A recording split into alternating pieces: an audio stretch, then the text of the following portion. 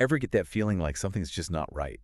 Like that unsettling feeling that something's off, Oh, yeah, like a definitely. sixth sense almost. Yeah. Well, that's the feeling that just permeates all these cases that we're going to be talking about today. Oh, wow. From a road trip that goes silent to the dangers of dating apps. It's going to be a Mm. deep dive into the Oh. dark side of human nature. Yeah, you've picked some pretty intense cases this time. They really tap into those deep fears we all have. Like, what if this happened to me or someone I love? Exactly. And that's why we're here to try to make sense of it all, you know, Yeah. to understand what went wrong Mhm. and maybe learn something along the way that can help us all stay a little bit safer. Right. So let's start with Chelsea Grimm. Okay. She's a 24-year-old woman who vanished on a road trip from San Diego to Connecticut. Oh, wow. She was driving to a wedding, Okay. and she called her parents on September 27th to tell them she was going camping in Arizona. Mm-hmm. And that was the last time anyone heard from her. And what's so strange is that camping was totally out of character for her. Really? Yeah, her parents said she hadn't been camping since she was a teenager. So this sudden change in plans, super suspicious. A huge red flag. Huge red flag. Like she was a different person almost. Yeah. And it's even stranger. Okay. So there was this witness who saw her at a hotel in Seligman, Arizona, and she was acting really disoriented. Oh, wow. And get this, she's trying to use euros to pay. Euros instead of U.S. dollars. Euros, yeah. Hmm. Then another witness, a police officer actually, he encountered her at a cemetery in Williams, Arizona. Oh, wow. She told him she was working on a photography project about missing soldiers, and she got really emotional. It's like she was in some kind of alternate reality or something. Yeah, it's bizarre. Disoriented, foreign currency. Could this be like a mental health crisis, do you think? It's possible, but there's this other piece of information that's really troubling. Chelsea's father said that she had been afraid of a boyfriend. A boyfriend. Yeah, and she was trying to get away from him. Oh. And he believes that fear might have been affecting her behavior. So was she running from someone, maybe forced to make that call to her parents about camping? Maybe. And what about the euros?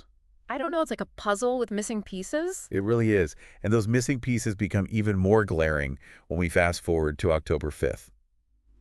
Hunters found her SUV abandoned on a dirt road near Ash Fork, Arizona. Abandoned. Totally abandoned, and the tires on one side were flat, and all of her stuff was gone. Her cell phone, her wallet, clothes, her sleeping bag, everything. Even her pet bearded dragon was missing. A bearded dragon. Yeah. That's so strange. You don't just leave a pet behind. Something must happen really suddenly. It's really unsettling. Yeah. Now, the police don't suspect foul play because the car was locked and nothing inside looked disturbed. But Chelsea's family isn't convinced. They've hired a private investigator to help search for her. Well, I can't blame them. There are too many unanswered questions. This is a parent's worst nightmare. It really is.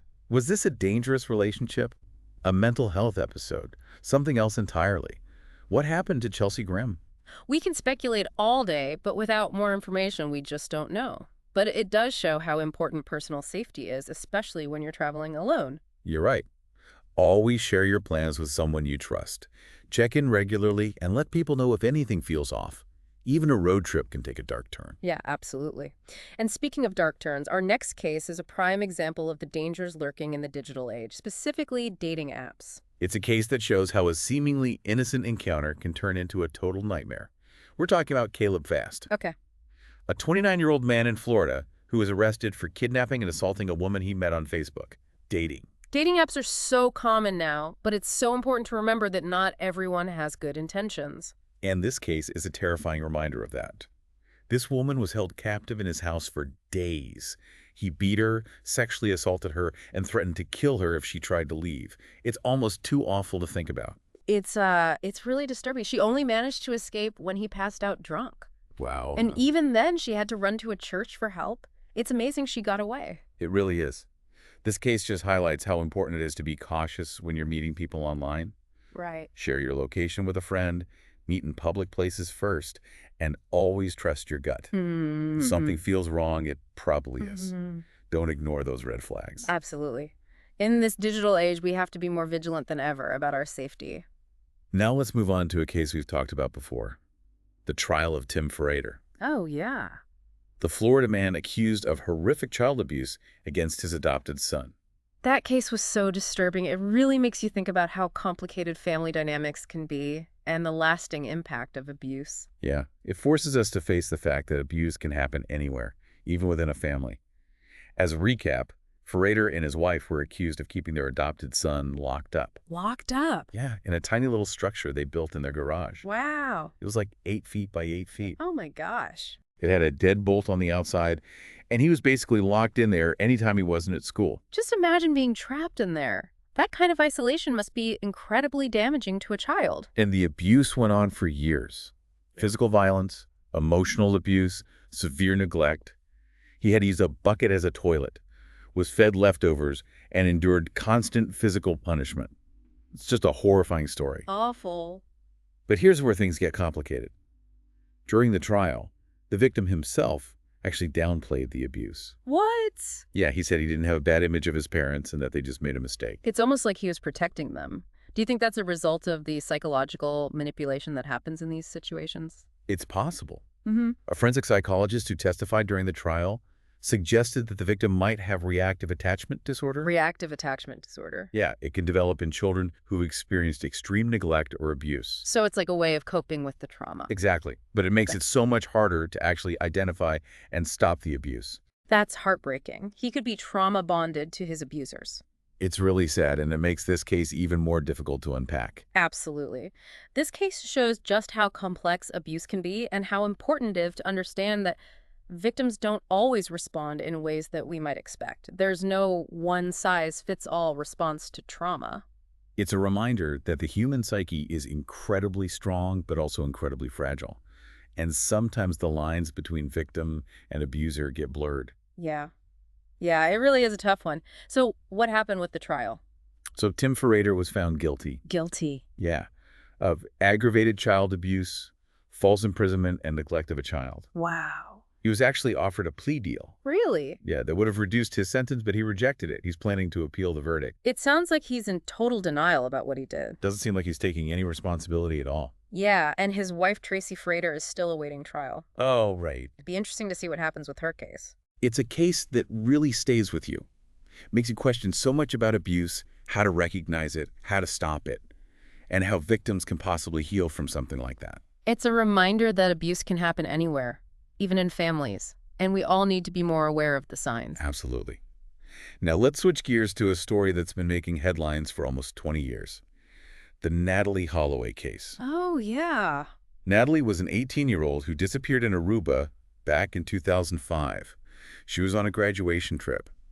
And the main suspect has always been Joran Vandersloot.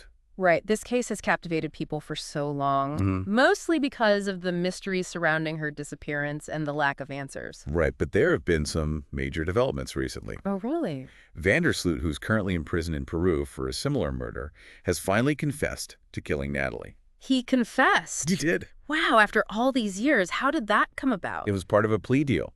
It's connected to extortion charges against him in the U.S. Extortion? Yeah, he actually tried to extort money from Natalie's family by offering them fake information about where her body was. So he was basically trying to profit from her death. Yeah, it's despicable. And his confession includes some pretty horrific details about how he killed her.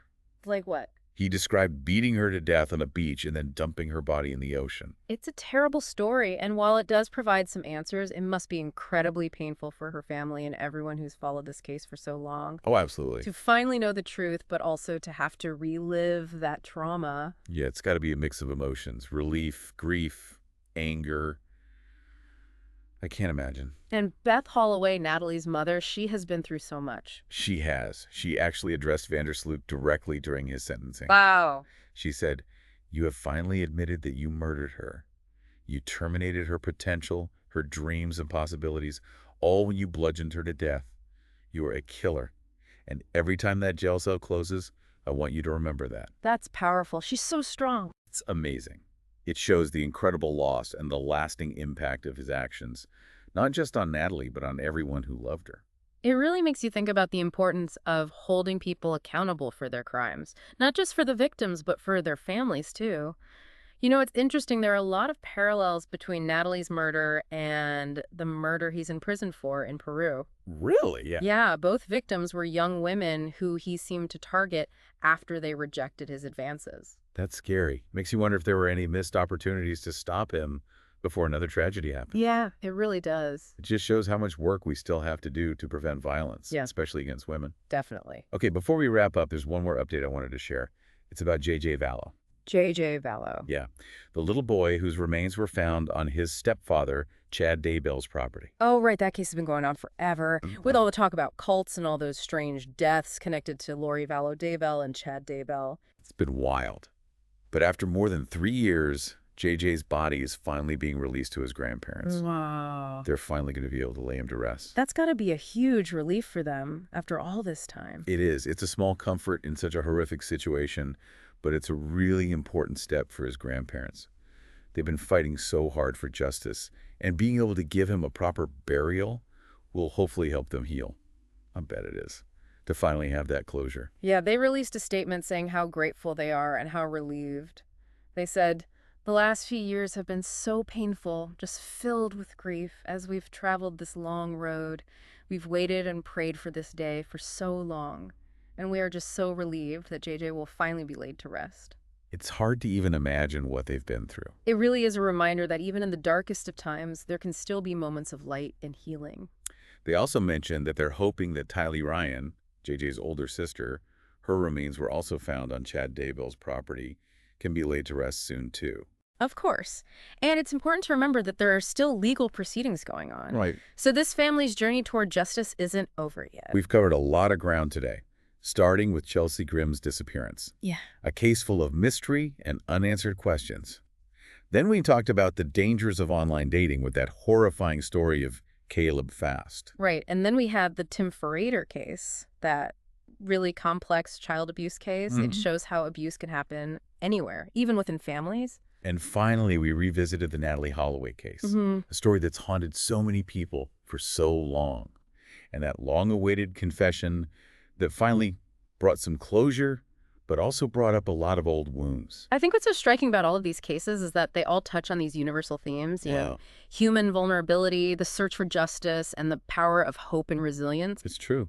These aren't just headlines, they're glimpses into the human experience. Yeah. They remind us how important personal safety is, how complex the justice system is, and the lasting impact of trauma. What sticks with you the most from all these stories? I think for me, it's the realization that danger can be anywhere, in seemingly ordinary places like a road trip, a dating app, or even within a family. Right. It's a reminder that we always have to be aware. Absolutely. And I hope our listeners will keep that in mind too, as they go about their lives. And if anyone wants to learn more about these topics, they can always subscribe for more discussions like this. Yeah, we're here to help make sense of this complicated world. Exactly. We're all in this together, trying to figure it out. Until next time, stay safe, stay informed, and remember, knowledge is power. Absolutely.